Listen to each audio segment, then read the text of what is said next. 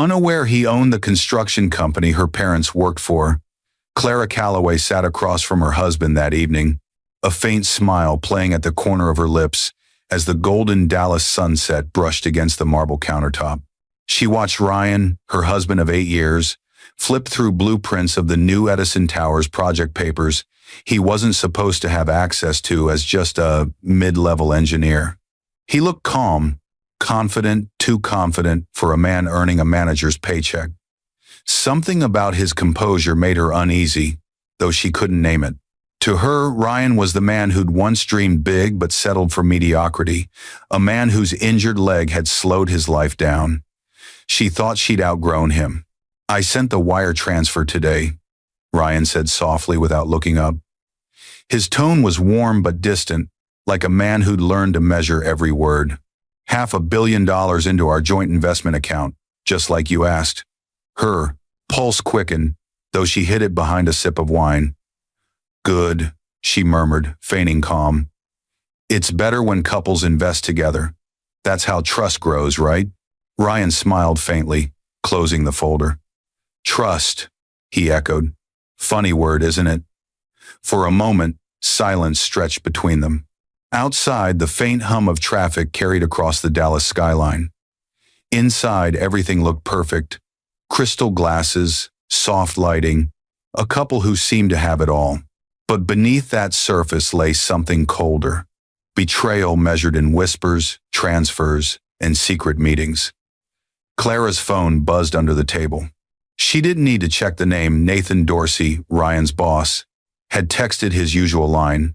"He bought it. Dinner tomorrow?" She glanced up. Ryan's eyes were still on her, unreadable. "You've been quiet lately," he said, his tone curious but not accusing. "Is everything okay?" She forced a smile. "Just work. You know how clients can be." But Ryan knew more than he let on. For weeks he'd been watching. Every late-night call, every shift in tone, every unexplained meeting. The man who appeared crippled and ordinary had spent years building something she couldn't begin to imagine. A corporate empire spread across 6 holding firms, one of which quietly owned Edison Builders, the same construction company where Clara's parents worked. And now, the woman planning to divorce him after emptying their $500 million joint account was unknowingly plotting against her husband, the man who signed her parents' paychecks. Ryan rose from the table, his limp barely noticeable now. "Clara," he said quietly, setting his glass down. "Sometimes, the foundations we build tell the truth we've tried hardest to hide." She looked up, puzzled. He smiled faintly, stepping away. "You'll understand soon enough." But what she didn't know was that her betrayal had already triggered 7 levels of revenge so meticulous, so devastating, that by the time she discovered who truly owned everything around her, it would be far too late. "I want everything, Ryan, the house, the cars, and half of your so-called fortune. By the time this divorce is over, you'll be begging for a paycheck." Those were the last words Clara Calloway said to her husband before slamming the papers on his desk and walking out to meet her lover, the same man who unknowingly worked for Ryan's company. "You can't win this, Ryan. I've already emptied the account. You'll crawl back to me when you're broke." That was her final threat the night she transferred $500 million from their joint account into offshore funds tied to her new fiancé, Nathan Dorsey, Ryan's own boss. What she didn't know, what no one in Dallas knew, was that the quiet, limping engineer she mocked for being a failure secretly owned the construction empire her parents worked for. The very company she and her lover planned to steal contracts from was his. Every brick, every paycheck, every project across the city carried his signature. When the court date came, Clara arrived dressed for victory, certain she'd crush the man she believed was broke. But when the judge unsealed the financial records, everything shifted. The truth spilled across the courtroom like wildfire. Ryan wasn't an employee. He was the CEO, the billionaire owner behind a web of shell companies worth billions. Every dollar she'd stolen had never left his empire. And then came the final blow, the DNA results. 2 children she'd sworn were his, weren't. Every lie, every betrayal, Every secret she'd buried rose up in that moment, turning her arrogance into ashes before the flashing cameras and murmuring reporters. Ryan never raised his voice. He didn't need to. His silence was strategy, his kindness a trap, his revenge a masterpiece executed through the law he mastered, and the empire he built in silence. In that Dallas courtroom, Clara didn't just lose a marriage, she lost her name, her lover, and her illusion of power. Because while she was busy plotting how to destroy him, Ryan was rebuilding his foundations not to survive her betrayal, but to bury it. Viewers, imagine this. Your wife drains $500 million, divorces you for your boss, mocks your pain, and still believes she's won. What would you do if she had no idea you owned everything around her? Have you ever trusted someone so deeply that their betrayal made you see the world differently? Drop your thoughts in the comments. This one will leave you speechless. The next evening, the city lights of Dallas shimmered against the rain-slick windows of the Callaway's penthouse. Inside, Clara's laughter floated from the bedroom as she spoke softly into her phone, pretending it was a client. Ryan stood in the kitchen, the hum of the refrigerator masking the faint tremor in his hands as he stared at the untouched dinner on the counter. He'd already stopped pretending not to notice. Every lie left traces perfume that wasn't his. Dinners charged to cards he hadn't used, passwords suddenly changed. When Clara disappeared for meetings, her GPS history told a different story of private suites at the Edison Grand, the same hotel chain owned by one of Ryan's subsidiaries. Tonight, though, he needed proof. He glanced at his watch. Detective Miles Jenkins had texted earlier. Confirmation. She's with Dorsey again. Room 1128. Photo evidence secured. Ryan exhaled slowly, steadying himself. For a moment, the ache in his leg flared a reminder of the accident that had nearly cost him everything. The steel rods beneath his skin ached in rhythm with his heartbeat. He used to think the pain was punishment. Now he realized it was training. At 9:47 p.m., Clara stepped out of the bedroom, wearing a pale blue dress, hair pinned neatly, eyes bright with excitement. "I have a late client dinner," she said, avoiding his gaze as she reached for her purse. Ryan looked up from his tablet, voice calm. "At the Edison Grand again?" Her hand froze for a split second. "What? You left a receipt in your car?" he said lightly, scrolling the tablet screen. "Same place as last Thursday." "Oh, that was a networking event," she stammered, forcing a laugh. Ryan smiled gently. "I see. Drive safe." She hesitated, searching his expression for suspicion, found none, and exhaled in relief. "Don't wait up." When the door clicked shut, the room fell into the kind of silence that presses against the walls. Ryan let it linger. Then he opened the secure folder on his tablet photos. Timestamps, video footage, Nathan Dorsey's hand on Clara's waist, their dinner, the kiss in the hotel corridor. He didn't blink, didn't curse. Just closed the folder and called Graham Tanner, his attorney. "She's crossed the line," Ryan said evenly. Graham's tone hardened. "Do you want me to start drafting?" "Not yet," Ryan murmured. "First, we build the case quietly. Financial audit, on all accounts, trust funds, everything under her signature. Also call Olivia, tell her to prepare the internal restructure plan. Phase 1 begins tomorrow. You're really doing this." "She emptied $500 million," Ryan said, glancing at the empty dining table. "But I'm not after money. I'm after truth." He ended the call, turned off the lights, and stood by the window watching the rain cut streaks of gold through the glass. Down below, traffic crawled toward the city center where Clara was now laughing in another man's arms. Ryan whispered to the night, voice low and calm. "Let's see how strong your new foundation really is." By morning, the Dallas skyline was bright again. The storm washed away. From the balcony, Ryan Callaway watched cranes stretch across the city, towers rising from concrete and sweat. To him, construction had always been about patience. You don't tear down a building all at once. You remove one pillar at a time until the whole structure collapses under its own weight. He intended to do the same with Clara and Nathan Dorsey. His phone buzzed. Olivia Hart, his executive assistant at Callaway Infrastructure Group, was waiting in the lobby downstairs. "Sir," she said once inside, lowering her voice, "Graham sent over the audit results. You were right. There's a series of hidden transfers from your joint account routed through a consulting shell tied to Dorsey's offshore entity." Ryan nodded slowly. "How much?" $497 million, sir. The last transfer cleared yesterday morning." Ryan leaned back, exhaling through his nose. "So she finished the theft before the affair was even public?" "Yes," Olivia said carefully. "Do you want to freeze it?" "Now." "Not yet," he said. "I want her to believe she's safe.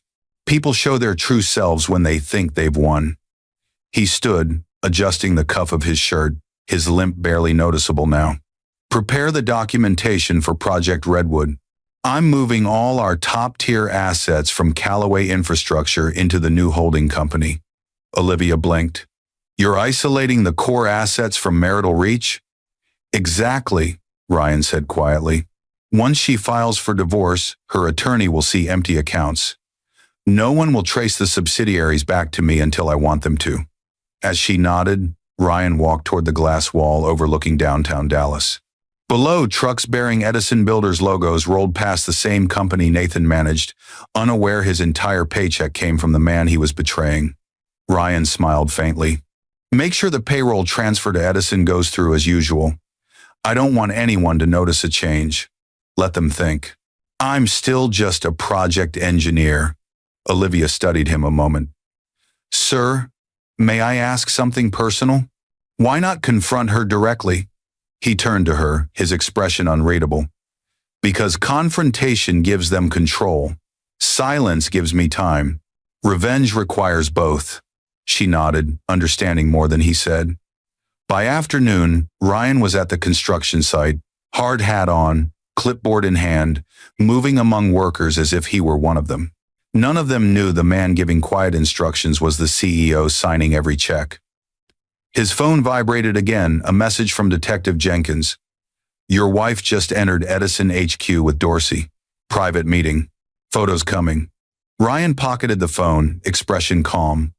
As the sun dipped low, casting amber light across the half-built towers, Ryan whispered to himself, "Phase 1 complete."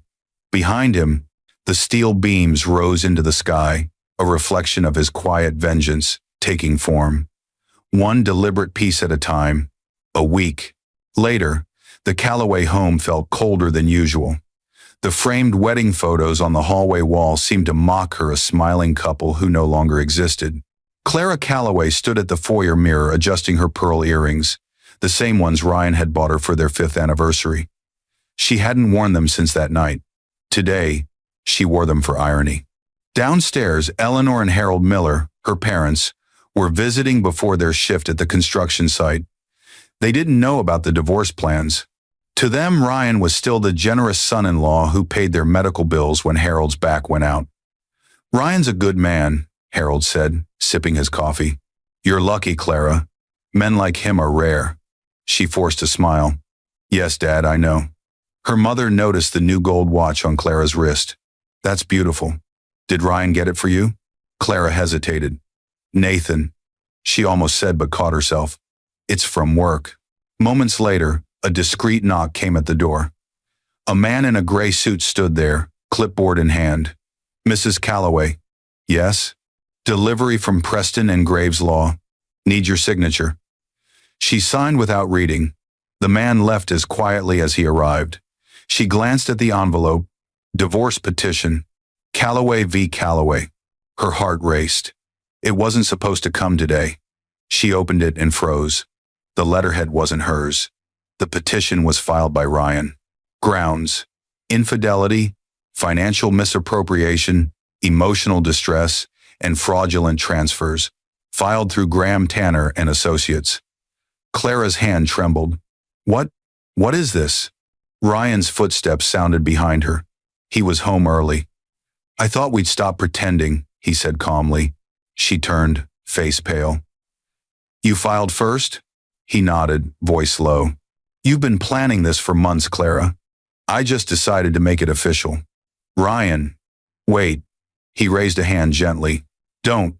You made your choice when you wired my money into Nathan's offshore account. I let it happen so I could trace every move. Her lips parted, shock flooding her face. You knew? I've known everything since the first dinner at Edison Grand, he said, eyes steady. You could have stopped at betrayal, Clara, but you stole from me. You lied to our children. And now? I'll let the truth build its own case. He turned away, calm and deliberate, as she struggled to find words. Ryan, please. We can fix this. He stopped at the door, looked back once. No, Clara. You broke what can't be rebuilt. When he left, her parents stood by the kitchen, confused. What's going on? Harold asked. Clara's lips trembled as she forced a smile. Just business, Dad. Just business. But deep down, panic clawed through her chest. The man she thought she controlled had already taken the first, quiet swing, and she could already feel the walls shifting beneath her feet. By Thursday morning, Clara Calloway woke up to her phone vibrating nonstop bank notifications, failed transactions, and messages from her accountant. Her heart pounded as she scrolled through them. Account temporarily restricted, pending investigation, wire transfer reversed, joint investment portfolio frozen by court order. What? She whispered, dialing her private banker. Marianne, it's Clara. There must be a mistake. Marianne hesitated. Mrs. Calloway, I'm afraid the orders came directly from the district financial court. Your husband's attorneys filed an injunction last night. Assets under joint ownership are frozen pending fraud investigation. Clara's stomach dropped. Fraud? On whose side? The documents name both parties, but there's significant emphasis on your recent offshore transfers. Clara slammed the phone shut and stared at the ceiling. Just last week, she was the woman with $500 million in liquid assets. Now, she couldn't buy coffee without an alert flagging her account. She dressed quickly, makeup flawless, expression set. If she was going down, Nathan Dorsey had better have a plan. At Edison Builders HQ, Nathan's office door was closed when she arrived. Through the frosted glass, she saw his silhouette pacing. When she stepped inside, he was already on the phone shouting, I told you, that project bid was ours. What do you mean Calloway Holdings pulled the contract? Clara froze at the name. Calloway? What? Nathan hung up and turned sharply. His tie was loose, his jaw tight. We've got a problem. The city just terminated our primary contract. All new infrastructure bids are being redirected to a holding firm called Redwood Infrastructure Group. Her throat went dry. Redwood? He nodded. Yeah, no one's ever heard of them, but they have the same management structure as Calloway Infrastructure. It's like they appeared overnight. Someone's trying to gut us. Clara sat slowly. Nathan, what if this is him? He frowned. Ryan? He's an engineer, Clara. He doesn't have that kind of power. She stared at him for a long moment. You don't know him. Nathan rubbed his temples. Well, whoever it is, they're connected. We just lost $300 million worth of contracts. If we can't find new investors this quarter, Edison Builders collapses. Outside, the receptionist knocked. Sir, there are 2 men from the Attorney General's office asking for you. Nathan's face went pale. Tell them I'm busy. But the door opened anyway. 2 officials stepped in. Mr. Dorsey? We're here regarding an internal audit on your company's financials. You'll need to come with us. Clara stood, voice trembling. Wait, this is a mistake. The older official glanced at her. Mrs. Calloway, you might also want to speak to your lawyer. Your name appears on several of these transactions. Nathan glared at her, realization dawning. What did you drag me into? Clara couldn't answer. As the agents escorted Nathan away, she slumped into his chair, staring out at the skyline, cranes, steel, and half-finished buildings gleaming in the Texas sun. Somewhere beneath those projects lay her husband's invisible signature, stamped into every foundation she'd thought belonged to someone else. And for the first time, she understood what real power looked like. The conference room of Tanner and Associates was quiet, except for the soft hum of the air conditioner and the shuffle of legal papers. Ryan Calloway sat across from Graham Tanner, his longtime attorney and the only man who truly knew who he was. Stacks of files lay open. Financial transfers, shell company diagrams, and property deeds. Graham's glasses reflected the glow of his tablet as he scrolled through page after page. "Ryan," he said finally, voice low with awe, "you built an empire inside an empire. I knew you had assets, but this is surgical." Ryan smiled faintly. "Construction taught me everything. Never show the framework until the foundation is done." Graham nodded. "So to summarize, Edison Builders is technically a subsidiary of Redwood Infrastructure Group, which itself is owned by Callaway Holdings, which you control through offshore trusts." Ryan leaned back. "Exactly. I wanted to understand the people I hired, so I built a smaller firm under a false name and worked there. That's how I met Nathan." He looked at me like I was nothing. He paused, eyes distant. "Clara used to make fun of me for coming home with dirt on my boots. She said I'd never think big. I smiled every time she said it." Graham studied him. "You're not doing this just for revenge, are you?" Ryan shook his head slowly. "No. This is about justice. She used kindness as a weapon. She made me feel small so she could justify betrayal. Nathan saw a crippled engineer and thought I was a stepping stone. They both forgot that humility isn't weakness, it's camouflage." He turned to the window, watching the Dallas skyline shimmer in the afternoon heat. "Let's talk about the case."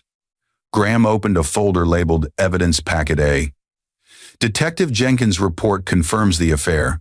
Photos, hotel logs, financial links, everything. The children's DNA tests are pending, but we already have enough to establish misconduct." Ryan's gaze hardened. "Good. Once the DNA results come in, we'll file for full asset recovery and custody challenge. Make sure every motion is airtight. She'll bring high-profile lawyers, but I want the facts to speak first." Graham smirked. "This is going to be one for the books." As Ryan signed the final preparatory motion, a flash of memory hit him the first day he met Clara. She'd spilled coffee on his blueprints at a downtown cafe, laughed, and offered to pay for the reprint. Back then, she was pure light. He'd built his life around that laugh. He blinked the memory away. "File the paperwork tomorrow morning." Quietly, "I want her to find out in court." Graham nodded, sliding the documents into a sealed envelope. When Ryan left the office, the city buzzed with rush hour chaos, but he walked with calm precision. Each step was another nail in the coffin of the life he'd once shared. Above him, a billboard for Edison Builders glowed across the freeway, "Building the Future of Dallas." Ryan looked up, his lips curling into a cold half-smile. "No," he murmured. "I built yours." The marble-floored courtroom of the Dallas County Family Court was packed that morning. Reporters from the Dallas Ledger and Business Times Southwest filled the back row, sensing the scandal simmering between a once ordinary couple, now accused of embezzlement and betrayal. Clara Calloway walked in first, dressed like victory itself. Fitted navy suit, flawless hair, diamond earrings catching the light. Her lawyer, Mark Ellison, whispered confidently beside her, "He's playing defense, Clara. With your affidavit and the $500 million trail, we'll make him look unstable. Stay poised." She nodded, glancing briefly toward the opposite table, and froze. Ryan Calloway sat there calm and unreadable, wearing a gray tailored suit, his attorney Graham Tanner beside him. His presence radiated something different now. Not the broken husband she'd imagined, but quiet, unshakable control. The judge entered. "Court is now in session. Case number 4821, Calloway versus Calloway." As everyone stood, Clara caught Ryan's eye. He smiled politely, almost kindly, as if wishing her luck before a storm she didn't see coming. The proceedings began with formal statements. Clara's attorney painted her as a devoted wife driven to desperation by neglect. "My client's husband concealed finances, isolated her, emotionally, and contributed minimally after his injury," Ellison said. "She bore the financial burden and household responsibilities alone." Graham rose slowly. "Your Honor, we'll allow those claims to stand for now." A ripple of curiosity spread through the courtroom. Then Graham opened his binder. However, Exhibit A shows a series of wire transfers made by Mrs. Calloway to offshore accounts associated with Mr. Nathan Dorsey, CEO of Edison Builders. Each transaction originated from the couple's joint investment account, amounts totaling approximately $497 million. Ellison stood abruptly. "Objection, Your Honor? That's unverified." Graham handed a stack of documents to the clerk, all verified by the Federal Financial Bureau as of 8:17 this morning. The judge scanned the pages, eyebrows lifting.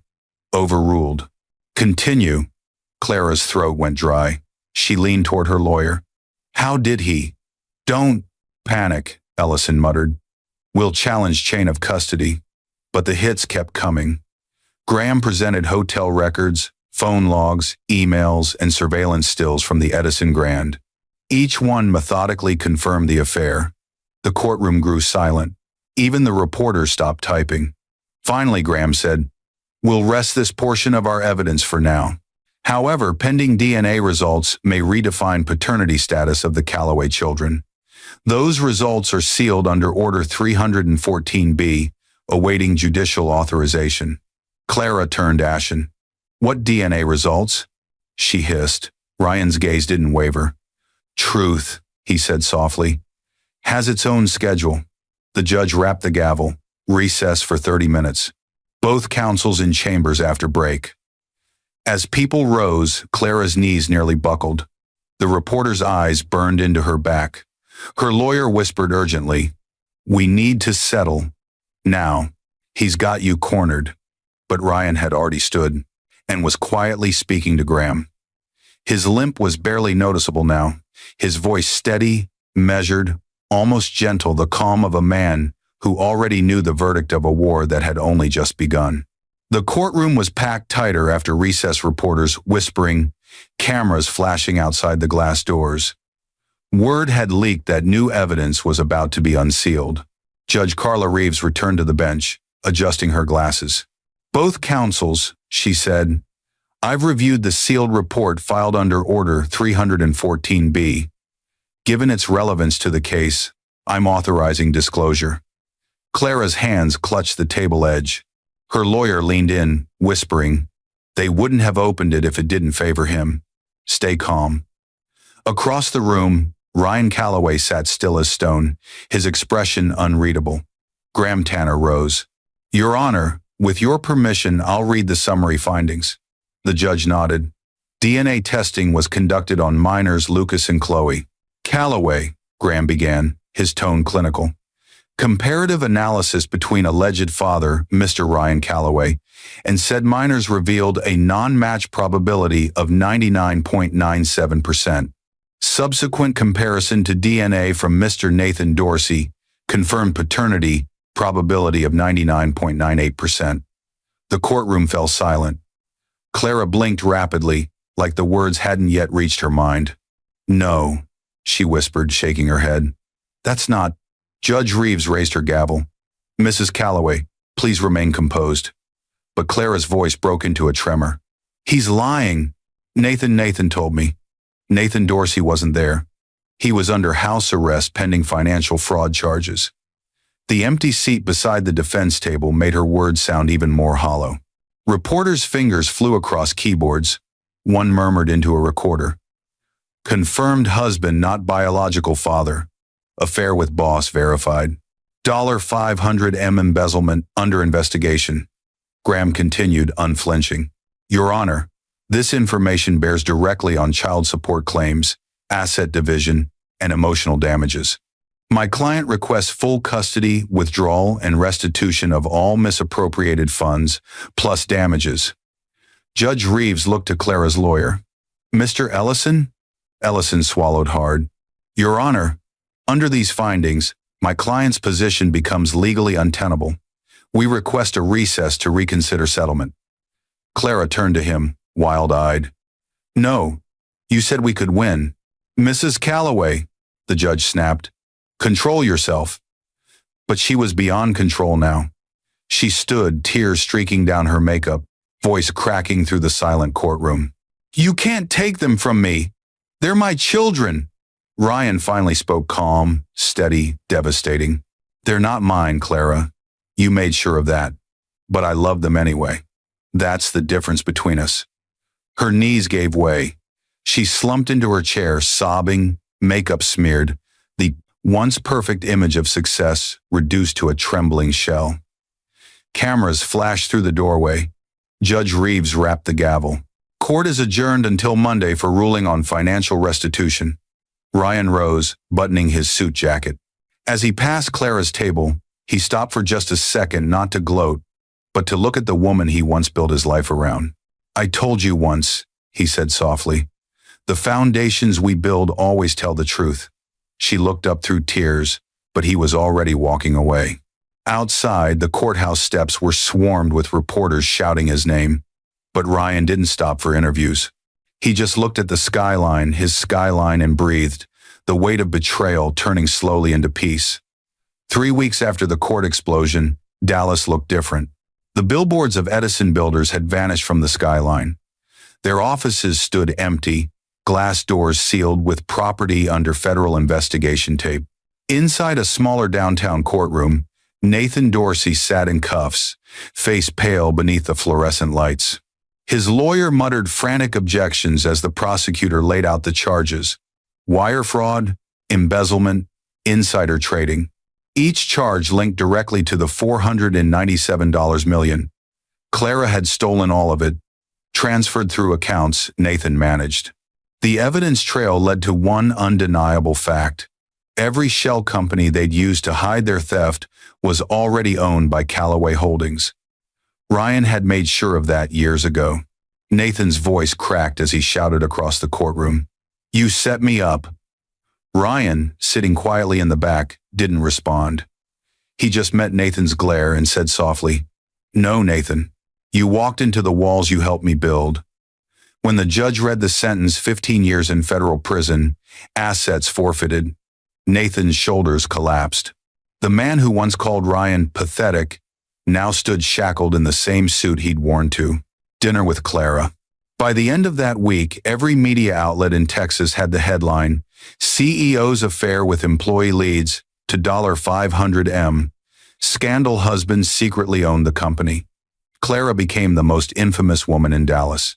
Her name trended on social media for all the wrong reasons. Her luxury apartment was repossessed, the vehicles auctioned off, and the fashion boutiques she once flaunted cut off her credit lines. When the final court ruling came, Judge Reeves's voice was firm.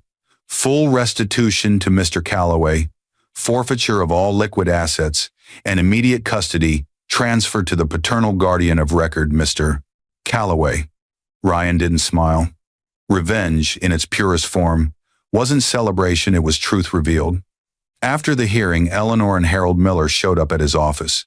They looked broken, aged by the news that their daughter's actions had destroyed everything. Eleanor's eyes filled with tears. Ryan, we didn't know. We swear we had no idea. He stood, gently taking her hands. I know you didn't, he said softly.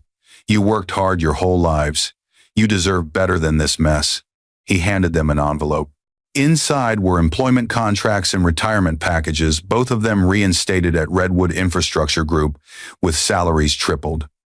Harold stared at the paper. We can't accept this after what she did. You're not her sins, Ryan replied. You're the reason I learned the value of humility. Eleanor wept openly. God bless you, son. Ryan walked them out, the evening light warm against the glass. He paused at the doorway, watching them leave, two honest people walking away with dignity, the way it should have been from the start. Later that night, alone in his penthouse, Ryan poured a glass of whiskey and stood by the window overlooking the city. The cranes were still, the skyline quiet. He whispered to himself, unaware she divorced the man who owned everything around her. Then he turned off the lights and walked toward the dark, the quiet sound of rain beginning again washing the city clean.